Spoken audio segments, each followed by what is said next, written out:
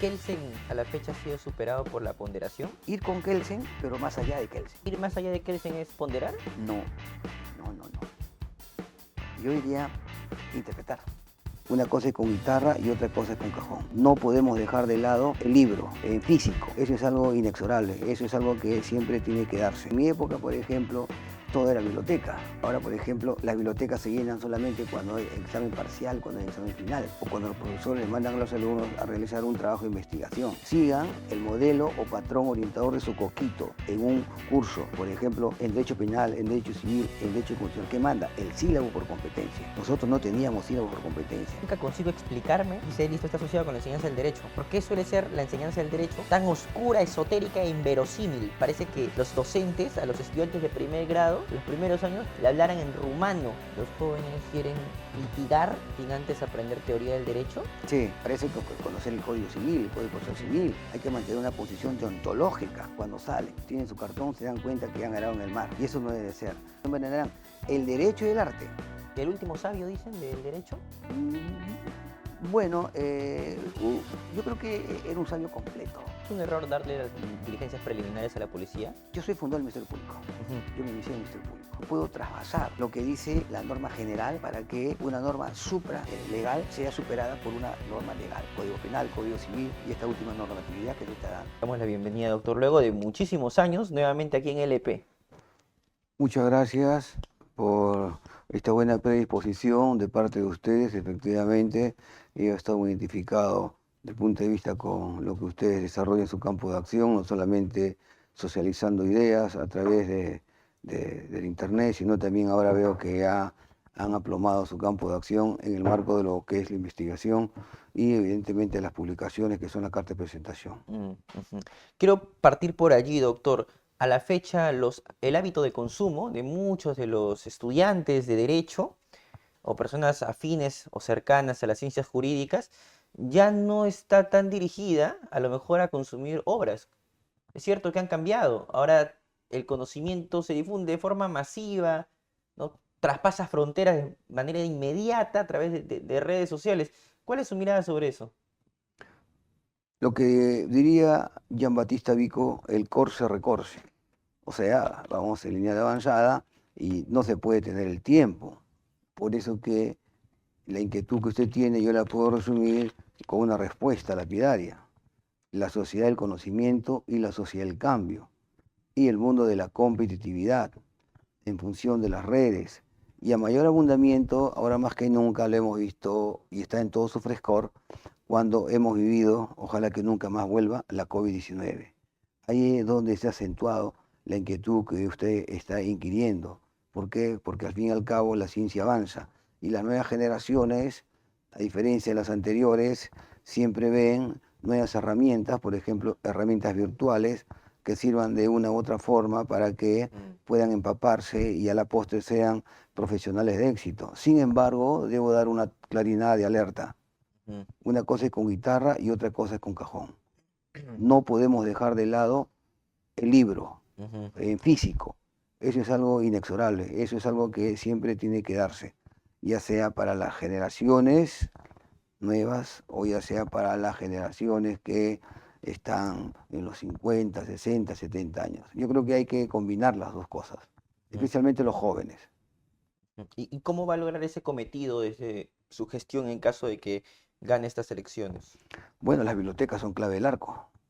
Hace poco hemos estado en la Biblioteca Alejandría, impresionante, no la Alejandría desde el punto de vista histórico, sino la Alejandría que hoy en día está prácticamente desarrollando un campo de acción a nivel mundial y hemos podido constatar claramente de que las redes son un papel muy importante.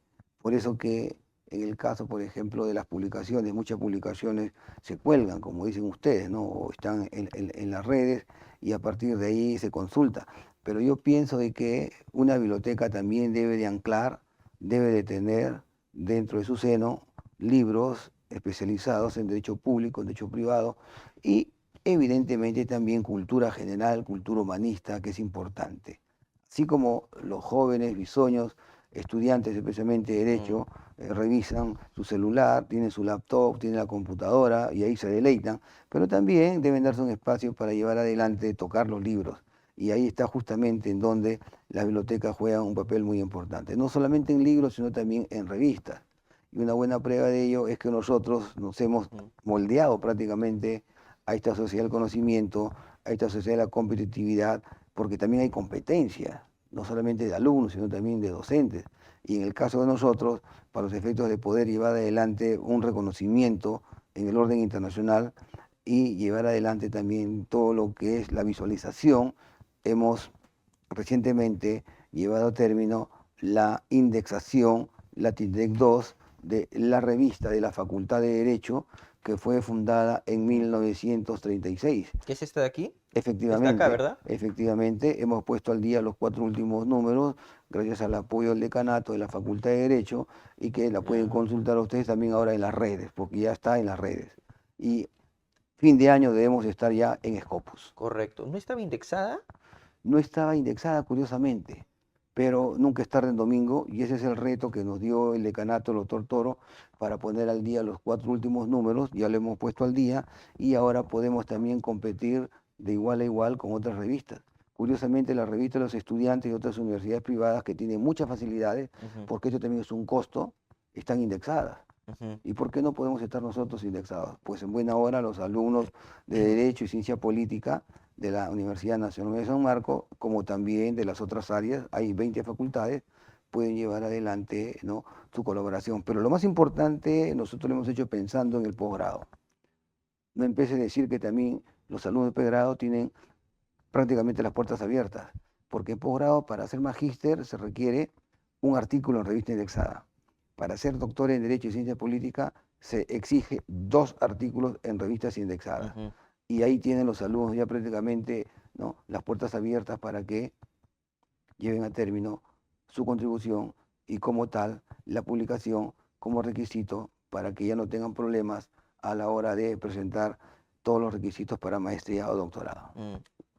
¿Cómo aprende hoy un estudiante de Derecho de San Marcos a diferencia de los estudiantes de Derecho de su época, cuando usted estaba en el pregrado?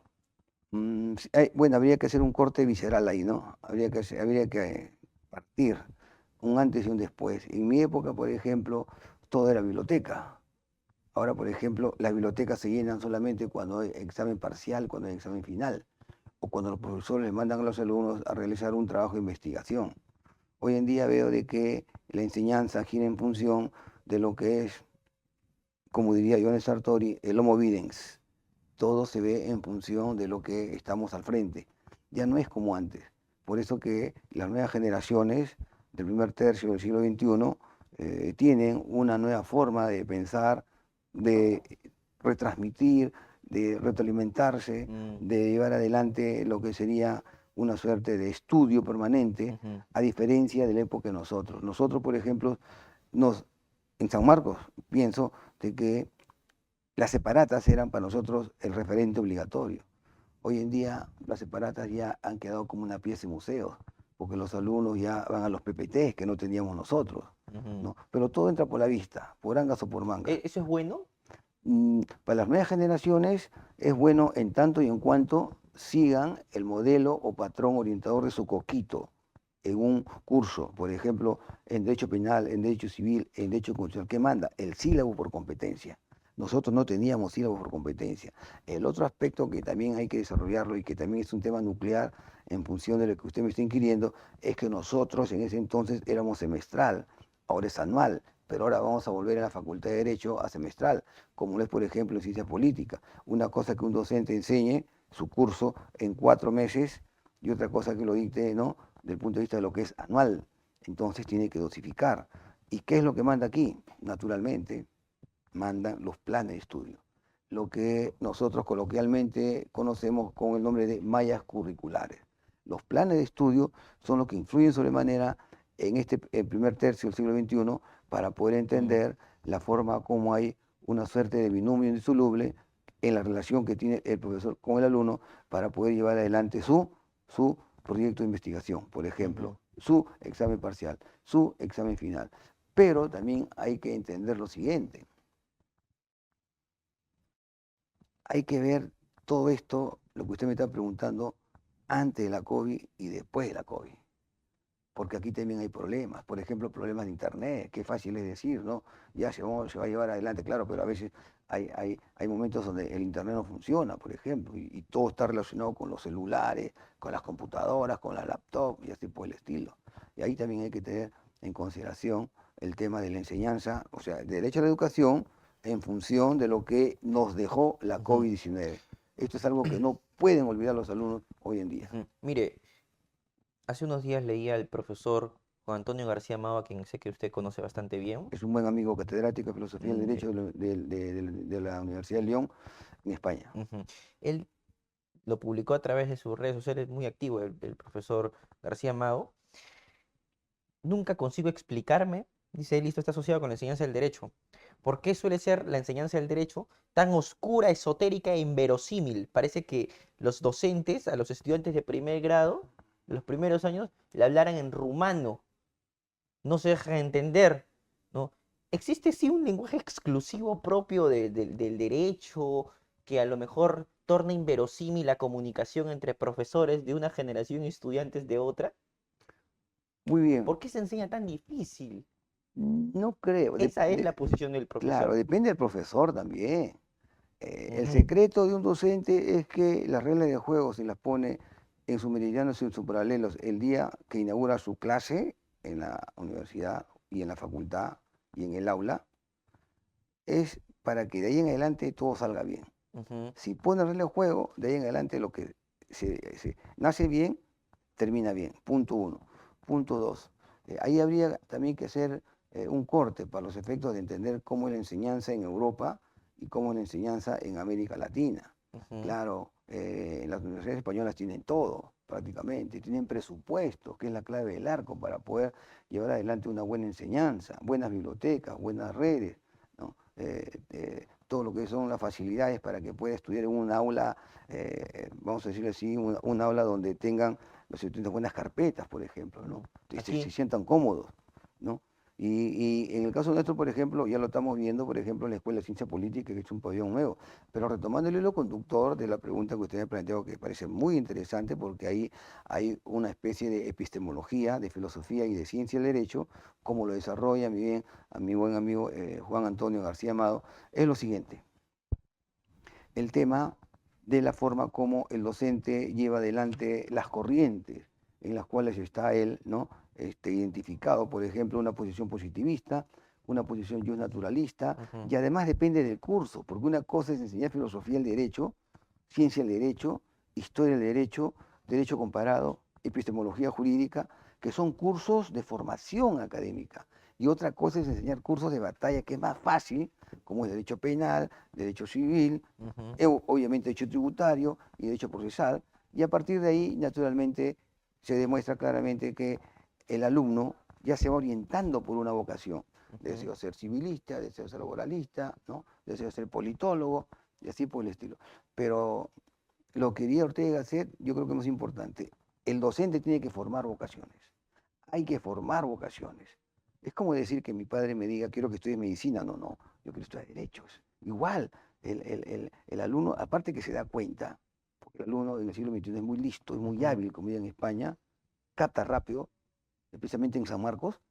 Entonces, ya, penal, civil, pero yo no le puedo exigir que sea penalista. ujú, O tampoco, este es un tema de vocación. Yo quiero ser juez porque pues tengo eterno, salgo en la televisión, soy bien cotizado, y así pues tampoco, tiene que tener vocación porque después fracasa.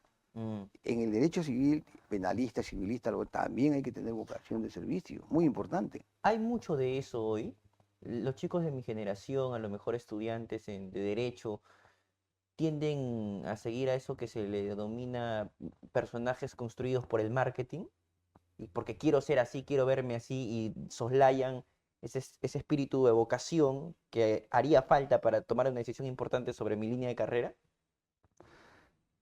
Se desencantan, andando el tiempo se desencantan. Cuando salen, tienen su cartón, se dan cuenta que han ganado en el mar. Y eso no debe ser. Todo eso conjuntamente con el cultivo de valores, de la decencia, de la docencia, del respeto mutuo entre el Ujú, alumno con el profesor y la vocación de servicio, nace en el aula.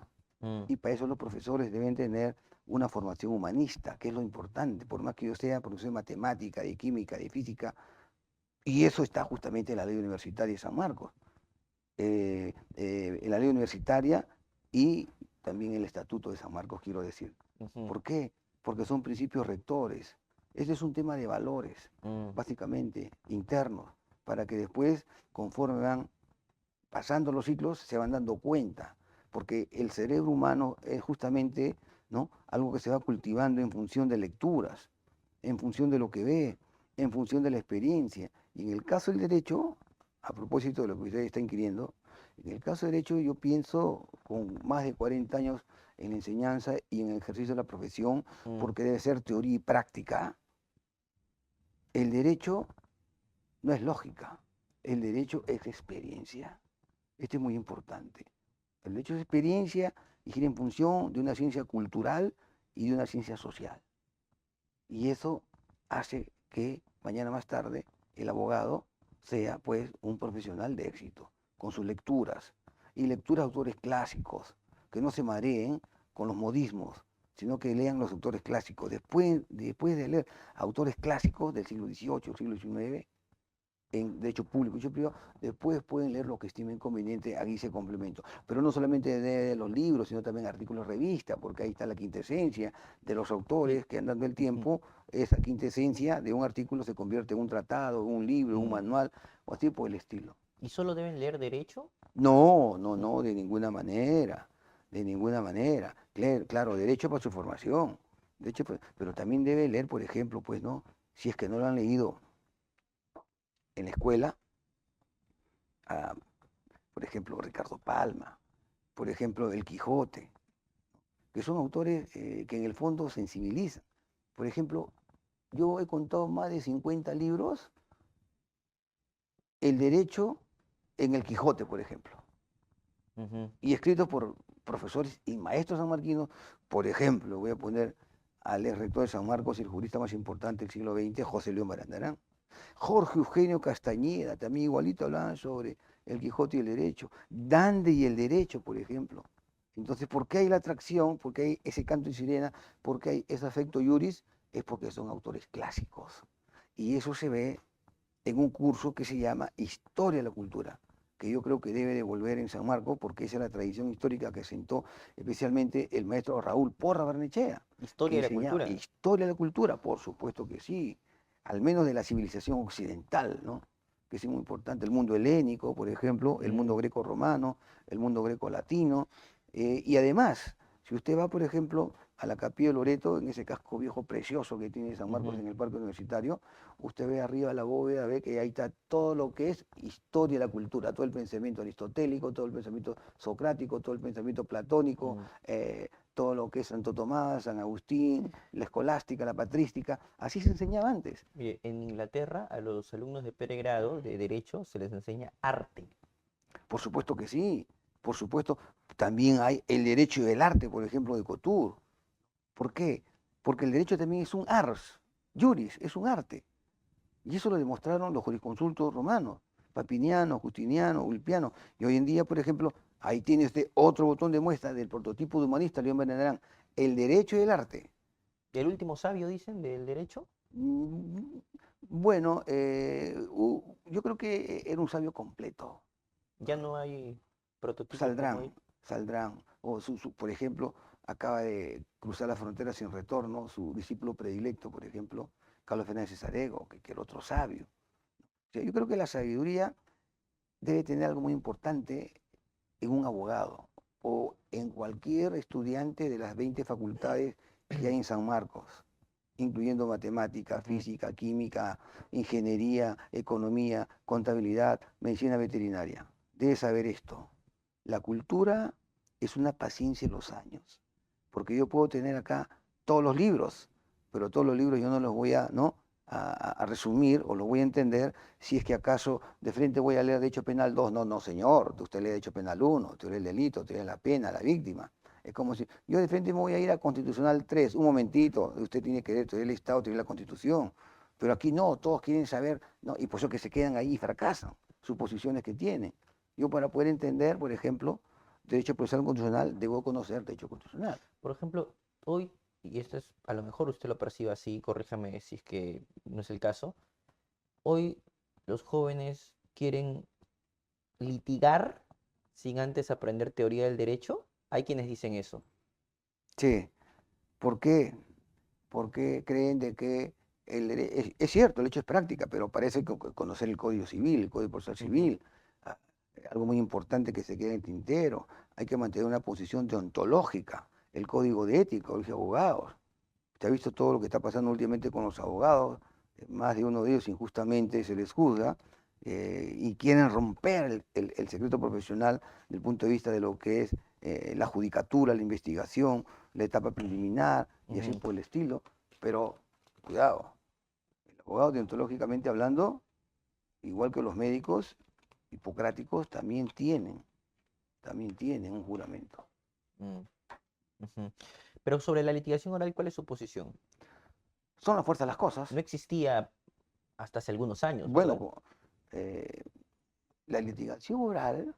¿O no existía con ese nombre? Vamos a aclarar las cosas. En el common law inglés y en el common law norteamericano ya existía, Ujú, a través de los jurados, por ejemplo. Los jueces, los mejores jueces son los jueces ingleses, nadie lo va a discutir. Ya existía dentro de ese modelo. Cuando se da en el caso nuestro, que nosotros somos civil law, o sea, derecho romano, canónico germánico, se da el Código Procesal Penal, correcto, el nuevo, dejando de ujú, lado al viejo de 1940, entonces ya empieza a darse, por ejemplo, el tema de la teoría del caso. Hay que ver cómo argumenta el fiscal, cómo argumenta el juez, o sea, toda esa argumentación, ujú, ¿no? Todo es oralización, ya no hay posición inquisitorial. En consecuencia, yo creo que se moldea y se adapta esto de aquí a lo que podría ser los juicios hoy en día, pero que no caigan en juicios mediáticos, ni mucho menos lleguemos a un extremo como estamos silenciosamente llegando a un populismo punitivo, como también hay un constitucionalismo, desde el punto de vista que gira en función de la exigencia de lo que se va dando, pero que se entiende mal, no se interpreta lo que dicen los claro. jueces y lo que dice el Tribunal Constitucional, y entonces, resultado, no hay seguridad jurídica. Mm. Se está viendo hoy en día, no hay seguridad jurídica. ¿Es un error darle las diligencias preliminares a la policía? Yo creo que no. Lo que sea, pero que venga de un dictado o de un mandato o del entramado normativo constitucional. De ahí se parte, de ahí se parte.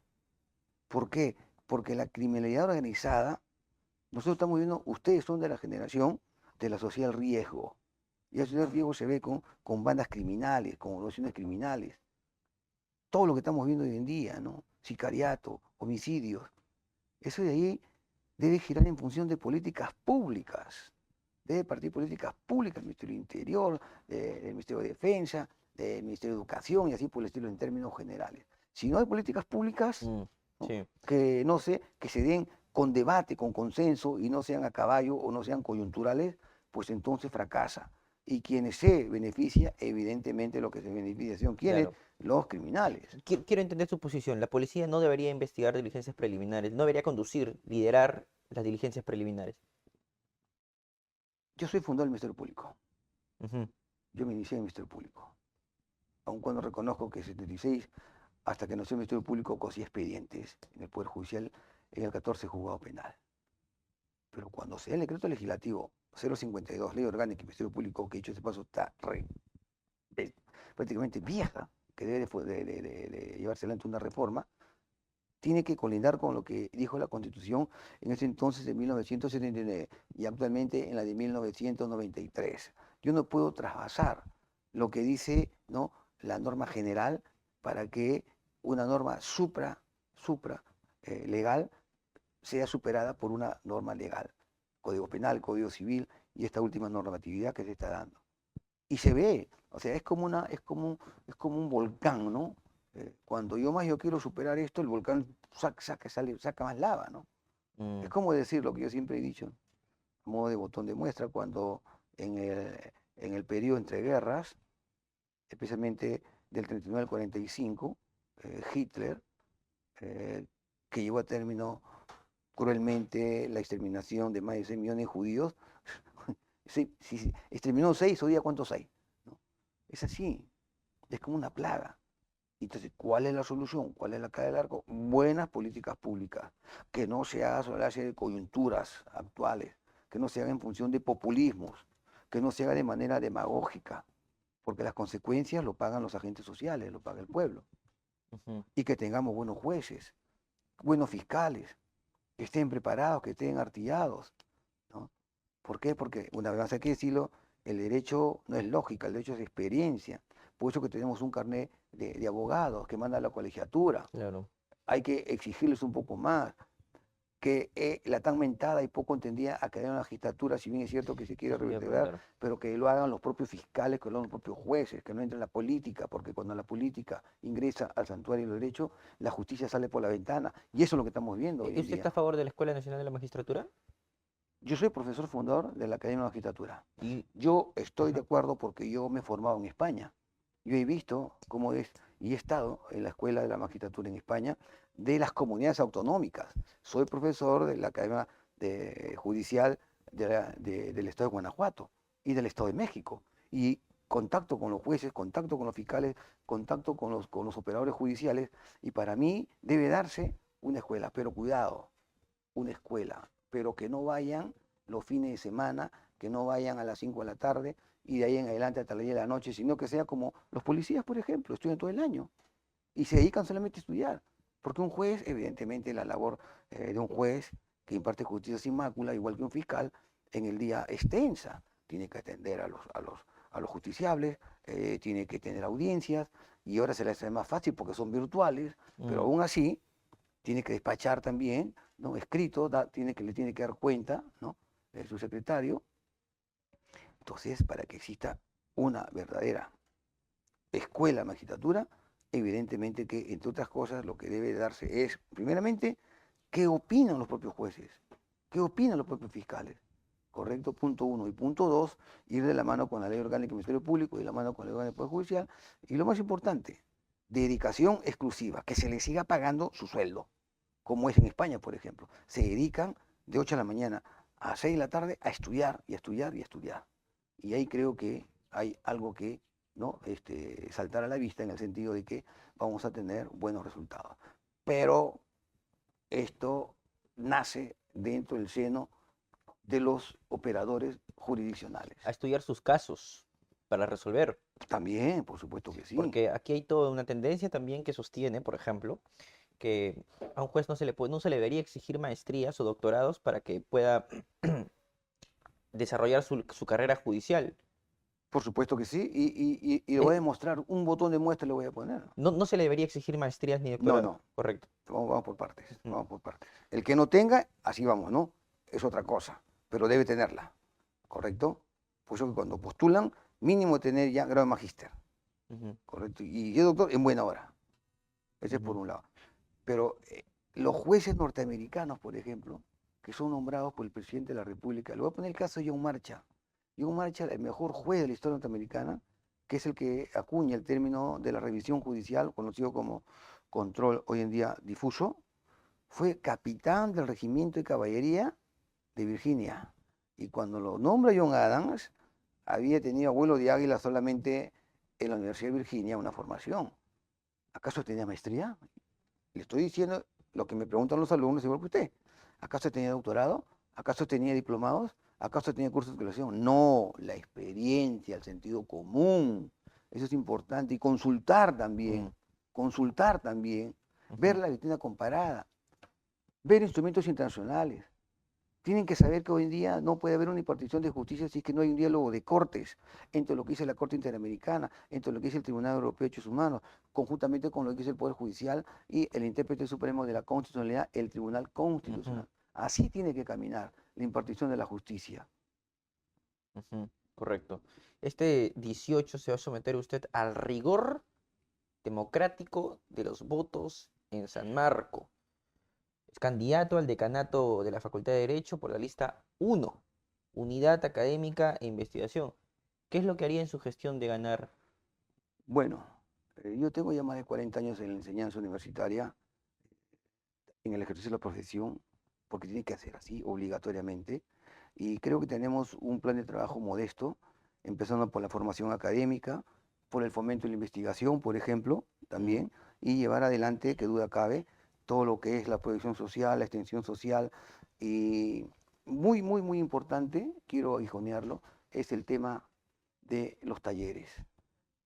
Yo tengo alumnos que se han formado en talleres y ahora son docentes. Entonces, los talleres en civil, en penal, en constitucional, Ujú, son los semilleros en la práctica de lo que constituye, ¿no? ujú, Ser docente de planta, ordinario, ¿no? En la universidad. Ahí se gesta, ahí se monta. ujú, ¿Y quién es el que orienta? ¿Quién es el que guía? El docente, naturalmente. Hay que llevar adelante también una modernización de la gestión, que es muy importante. Hoy en día la digitalización, los bancos de datos, hay que tenerlos en cuenta, son muy importantes para poder desarrollar una suerte de posición académica. Ya le dije antes el tema de las bibliotecas, que también son para nosotros de relevancia. Y mm, desde luego todo lo que se ve hoy en día, hechos fortuitos, casos fortuitos. ¿Qué manda ahí? Lo que se conoce con el nombre de gestión de riesgos y de cambio climático, mm, que también ya lo tenemos nosotros desarrollado a tenor, porque al frente derecho, a 50 metros, está la oficina justamente, ¿no? de cambio climático, y estamos desarrollando ya desde antes, en mi condición de director de la Escuela de Ciencia Política, una suerte de diálogo para que los alumnos no tengan mañana más tarde problemas.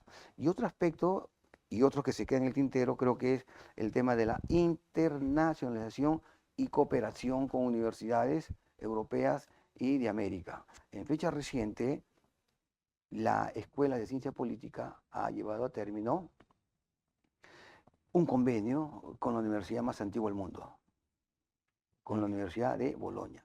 Tenemos con la Universidad de Florencia ya en el tintero y otras universidades de América Latina, pero el tiempo nos ha ganado y espero que se concluya este fin de año para que el próximo año los profesores y los alumnos hagan intercambios y movilidad académica y evidentemente también con las universidades de prestigio a nivel internacional, igual que San Marcos, que ya pasan prácticamente los 500 años, como es la Universidad de Granada, que ahorita la va a cumplir, prima hermana de San Marcos, como es la UNAM de México, que también es prácticamente hermana de San Marcos, ujú, con la Universidad de Salamanca, que es la universidad más antigua, proviene del año 1218, profesores y alumnos hagan sus intercambios. Me empecé a decir que ya alumnas y alumnos de la Universidad de Bolonia están llegando y están llevando cursos actualmente en la Escuela de Ciencia Política. Este es un ujú, trabajo silencioso, no es pretencioso, silencioso, modesto, pero para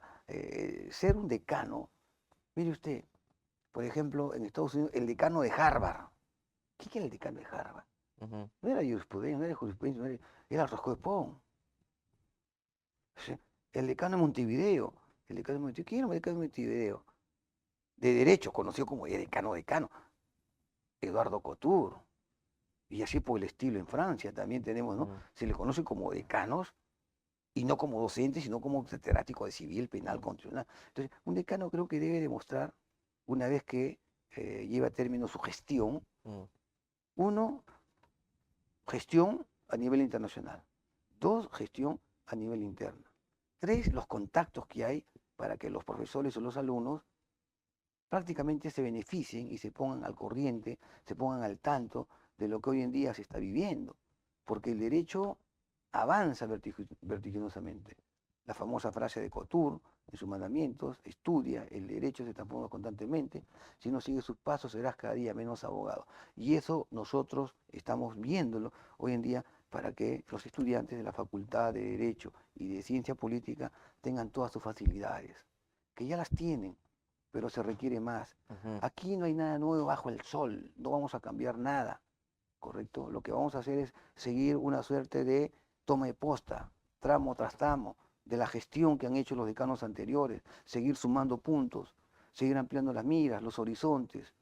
Y ese es el reto de la sociedad del conocimiento, que tiene que ir de la mano con la gestión. correcto, La carta de presentación de un decano es su gestión, luego de 4 años. correcto. Ha publicado este artículo, Kelsen en el mundo, la influencia de la teoría pura del derecho en distintos lugares. Efectivamente, aprovechamos hace 2 semanas en la escuela de posgrado, vinieron los profesores de Colombia Mm, y de España conjuntamente con mi maestro Domingo García Blaunde y presentamos este libro de más de 800 páginas en donde se da cuenta, en globo, del pathos y del ethos pensante, Correcto. del jurista más importante del siglo XX como es Hans Kelsen. Yo tuve desde mi etapa juvenil un afecto iuri sobre Kelsen y lo que he hecho en función de mis investigaciones que he realizado en la Universidad Autónoma de México, en el Ilustre Colegio de Abogados de Buenos Aires, en la Mm, Universidad de Buenos Aires y en otros centros europeos de investigación, una suerte de biobibliografía, que es lo que yo colaboro, que correcto. es un trabajo enano, por supuesto, ¿no? Y que andando el tiempo creo que ya lo he completado. Me ha costado muchos años y Ujú. eso es lo que quiero darle a los alumnos. Cómo nace, cómo se hace un autor y cómo se hace una biobibliografía. No es solamente de sumar puntos, sumar fichas. Ahora es más fácil, en mi época no, porque las fichas eran de cartón. Y eso yo Sí. lo he vivido porque yo he sido bibliotecario en la ¿Y, Facultad de Derecho de San Marcos. y Kelsen a la fecha ha sido superado por la ponderación? La ponderación yo lo entiendo como una categoría del mundo sajón. La ponderación es una suerte de predilección que tienen los jueces norteamericanos y que lo utilizan ahora bajo otra mira en función de Robert Alexi. Todo lo que dice Robert Alexi, prácticamente todo está en las mejores sentencias de los jueces norteamericanos. El derecho no es lógica, el derecho es experiencia. Claro, con algunos complementos, eh, con algunos estándares complementarios, evidentemente, Mm, con reglas, principios y así por el estilo. Pero hay una palabra clave, ir con Kelsen, pero más allá de Kelsen. Uno, dos. Kelsen, viejo, ahora. Kelsen joven, antes. ¿Con quién me quedo? Con el Kelsen viejo. Es Ir, igual más joven y más viejo. pero ir más allá de Kelsen es ponderar. No, no. Yo iría interpretar, por supuesto. ¿Por qué? Porque es que la palabra ponderación se está utilizando hoy en día dentro del marco de lo que son los filósofos del derecho, especialmente en Italia y en España, siguiendo a Robert Alexi, pero en el fondo esa ponderación gira sobre la base de una estandarización, de una regla, de un principio o de un estándar interpretativo. Y eso lo ha dicho, yo no estoy inventando nada, eso lo ha dicho el Tribunal Constitucional. Es muy importante traer a colación. Mm. ¿Qué opina de los principios implícitos, que también es un tema en debate? Bueno, por ejemplo, si vemos la Constitución, por ahí puedo partir, principios constitucionales. Eso no está en la Constitución. ¿Quién lo ha formado? Lo ha formado el Tribunal Constitucional por la vía jurisprudencial, siguiendo la Ujú. Constitución de la posguerra, Alemania, eh, Francia e Italia. Voy a los principios jurídicos. Y los principios jurídicos son evidentemente un complemento ya más abierto en derecho público, en derecho privado, pero que básicamente están relacionados con el derecho civil. Y la categoría que usted me pregunta, yo creo que está abarcando todo, pero todo depende del Así, hay un enfoque abuso, también. Ah, ese es otro tema. Es como decir, ¿o ¿no? no? Es como decir, ¿no? Un pospositivismo, por decir así, ¿no? O lo que llaman algunos, un neocondicionalismo. Pero yo no lo puedo, a esa categoría que usted ha mencionado, yo no la puedo ampliar sus miras, sus horizontes, en tanto y en cuanto no vea lo que es la jurisprudencia. Porque al fin y al cabo yo la aplico no solamente de manera teórica, sino también en la práctica, en las sentencias, en las resoluciones, en los presentes vinculantes. Y depende también, porque todos los casos no son iguales. ¿Qué caso estamos hablando? ¿Estamos hablando de hechos fundamentales? Y ahí sí calza. Estamos hablando de hechos de carácter privado, como es esto, por ejemplo, los muebles. Creo que ahí no. Ujú. Todo el tema de la ponderación, yo creo que ha abierto sus miras y sus horizontes dentro de lo que serían derechos naturales, derechos fundamentales, libertades públicas, derechos públicos subjetivos y derechos humanos. Todos, en el fondo, vuelvo al anterior, derechos humanos, antes y previos del poder político. Claro, pero los derechos ya no son absolutos, son relativos. Entonces, cuando van saliendo nuevos derechos, van saliendo estas categorías que lo utilizan los profesores españoles, principalmente Atienza y compañía. Ujú. ¿Y está bien eso? Teóricamente, para la reflexión. Para la Teóricamente, práctica. para la práctica, demuéstreme que muestre en la práctica. Demuestre que el juez me demuestre en la práctica. ¿Correcto? Pero lo que manda son los dictados constitucionales. Ujú. Lo que manda son lo que dice la sentencia del Tribunal Constitucional. Nos guste o no nos guste. ¿No? Cuando se dice, está cayendo en un activismo. No es un activismo. Hay que tener cuidado. ¿No? El tema del activismo judicial. Ujú. Entonces, está yendo en un originalismo, un momentito, ya está con una mentalidad americana, pero yo creo que para poder entender todo esto hay que leer películas en cine y derecho de lo que hacen los jueces norteamericanos. Ahí Ujú. está el mensaje, Ujú. así de simple. Bueno, le deseamos muchos éxitos, doctor Palomino Manchego, en esta campaña. Y si gana esta postulación, pues nuevamente los mejores éxitos para su gestión. Muchísimas gracias por su visita aquí en LP, el portal jurídico más visitado del Perú. Muchas gracias, yo le agradezco una vez más la fina diferencia que ha tenido el EP y naturalmente las preguntas, ¿no?, que ella ha puesto sobre el tapete, que no hacen sino volver a mi vieja lectura, porque yo aprendo justamente en las entrevistas que en Ujú. más de una ocasión ustedes me han hecho. Muchas gracias. Gracias a usted. Nos vemos en una próxima transmisión aquí a través del portal jurídico más visitado de todo el Perú. Me despido, queridos amigos. Permiso.